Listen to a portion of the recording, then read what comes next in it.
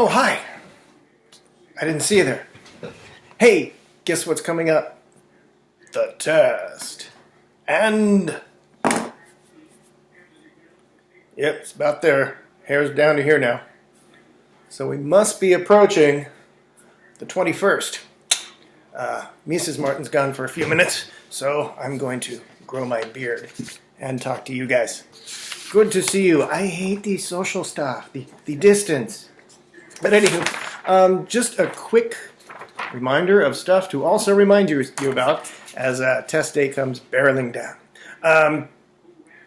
Within 24 hours, you should get an invite from the college board. And make sure it works and that your number is working. And let's see, what can we have here? On the night of, sleep well. Have a good breakfast. You don't want you in a food coma. Use the potty, no distractions. Have water with you, a pencil, paper for quick notes. Lock the door if you can. At least put up a do not disturb sign. Have this rubric with you. Not necessarily this one that the AP put out, because if you're going quick off of that, it doesn't help you. But something like I posted before, this one, screenshot. That's also on School Loop, and that we've been using for those who are doing a good job of putting in your practice DBQs. I put one more up today. Please get them in. We're averaging a 6 on the imperialism one, so that was pretty good. Not many of you did the influenza one, but that's okay. The last one we have with 5 on it, with only 5 documents, so it's kind of geared towards this year, is, what's it on? Christianizing colonial America. And Heimler history, I've also posted his take on a 45, he actually does the 45-minute DBQ, and he does this one. So do the DBQ before. That'll take an hour and a half of your time, 45 minutes to write, and 45 minutes to watch his sample. Get it into me. I've been getting back, again, we're averaging a 6 so far, so that's pretty good. A map might help. If you can just look at a world map and say, where is that place, and that place, and that place. Not a deal breaker, but it'll help you. Have extra browsers, windows available. Be the only one in your house using the internet for that hour. If you have a problem pressing submit, you can go back and press submit again, by the way. One of my kids' buddies got to pressing submit on physics, and it wouldn't do it, and I guess he threw a chair. So don't let that happen to you.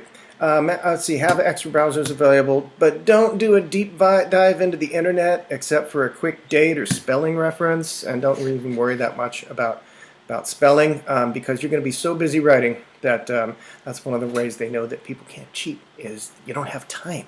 You have to write, a couple hundred words in 45 and organize your thoughts and all that. You can have a review sheet for each of the 6 units. Mine are a wee bit ghetto, but there's some good ones out on the internet. It's just a rundown of each unit, and if you see the time frame from which it's covering, I'm guessing like something between 1750 and 1850, so you'll get a little bit of overlap. Throw out the other ones. Maybe look at the just the main words, names, dates for a minute, just so you get your head wrapped around where we're going, and it might remind you of a few things that you could use for outside evidence. All right. You can have a review sheet. Oh, and once you figure out which one it is, throw out the other ones. They'll just get in your way. If you have a Google Doc where you keep this stuff, it cannot be a shared Google Doc. It'll actually get you kicked out. So if I'm going to use this, but then you forget it's from a shared drive with your friends, it's considered collaboration law. And no one will, well, it'll result in a 0. It's easily overlooked, so don't let that happen to you. Spend at least 5 minutes reading the prompt and the docs. Read the prompt more than once. Read it aloud. What exactly are they asking for? What are they, if it's how did people respond? Or what was the effect of?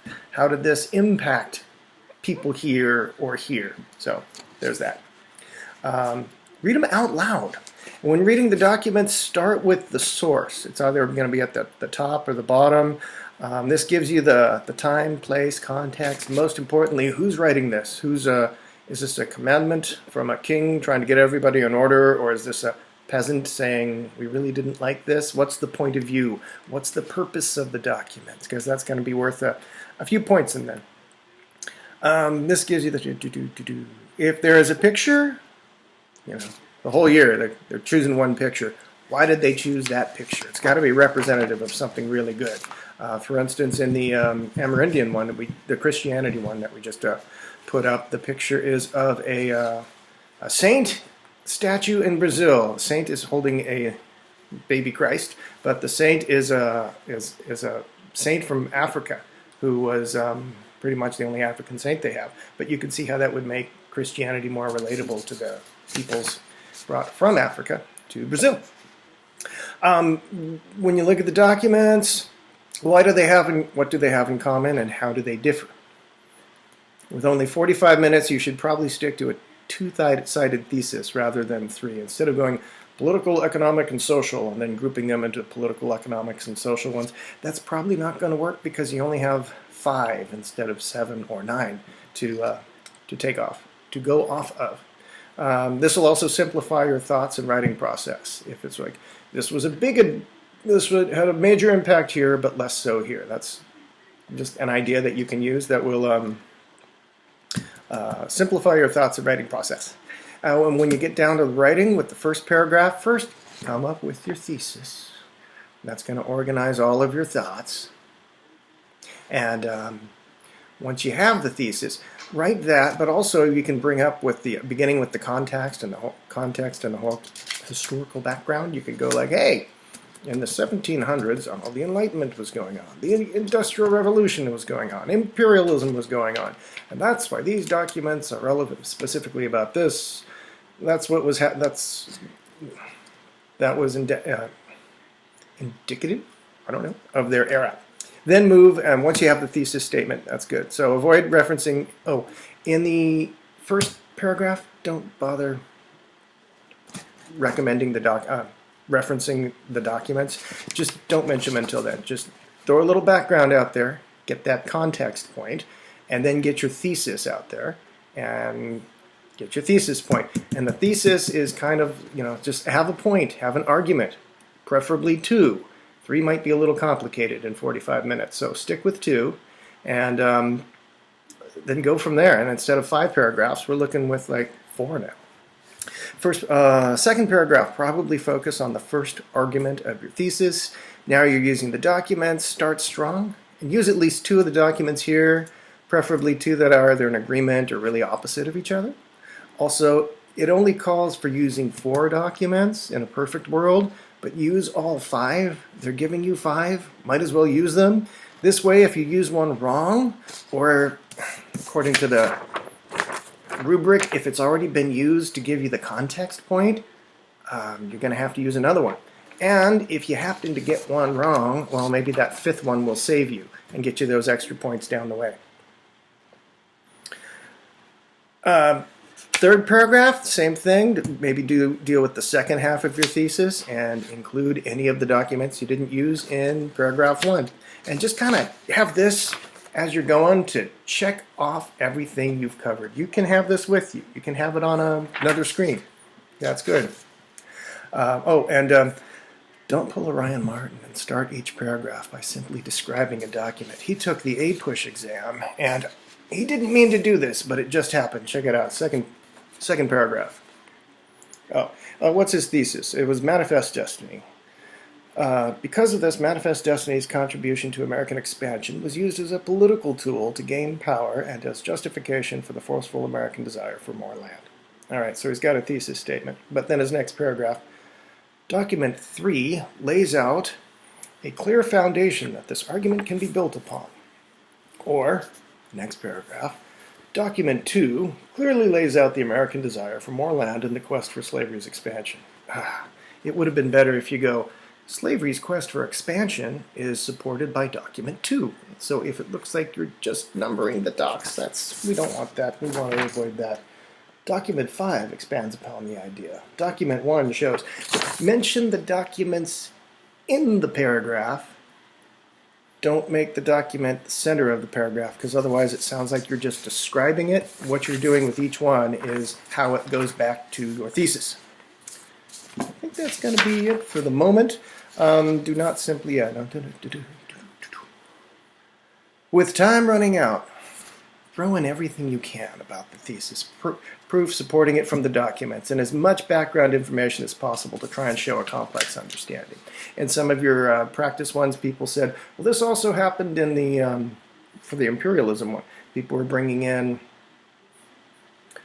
Gandhi's resistance to the British in India, the Xhosa cattle rebellion, or the Mau Mau in Kenya, the American Indian Wars in our own country, and that'll help throw in everything, because it might it'll help you get the context point if you didn't get it before, and it'll help you get the complex point.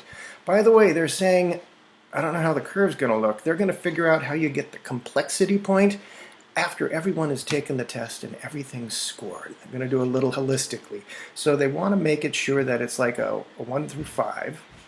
Like, they want the curve to look the same as previous tests. But they're also promising that you don't need a perfect 10 to get a 5. Now, a lot of people are just going to plug and play, as you can. Thank goodness it's a DBQ. They're just going to plug and play with the rubric and say, I got that point here, I got that point here, I got that point here. You can actually grade yourself right after you take the test. And it's going to take at least a 9 to get a 5, which would be amazing, but it's not a perfect 10, which leaves an 8 will probably get you a 4. And I don't know how the curve's going to look at that, but if you can get 6 or 7, you'll probably be looking good at a 3. They give you a 1 for showing up, mentioning the documents, and pressing submit. Don't be that person. But if you get a 4 or 5 just by mentioning documents in the context of your thesis, put a thesis together, do a little background that also relates to the topic, and that's 5 points right there. And then, of course, more on that stuff later. So let's wait for the classroom to come back here. And I'll update you tomorrow. Look on Google News. If you haven't been looking on School Loop News, because I've been posting a lot of stuff there, not just as assignments.